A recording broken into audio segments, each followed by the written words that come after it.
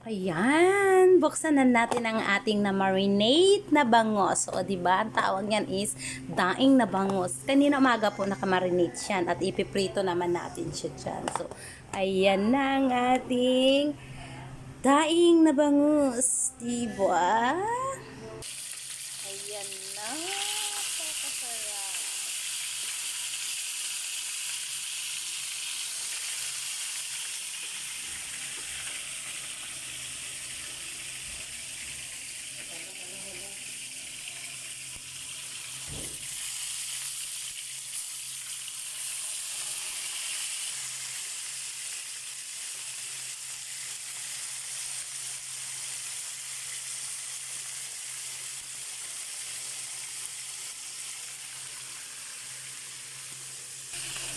O, diba? Ang hirap po. Ipreto ng bangus at inaaway po talaga tayo.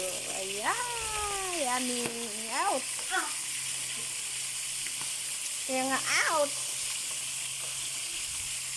Ayan! Super yummy! Aray ko! Thank you for watching!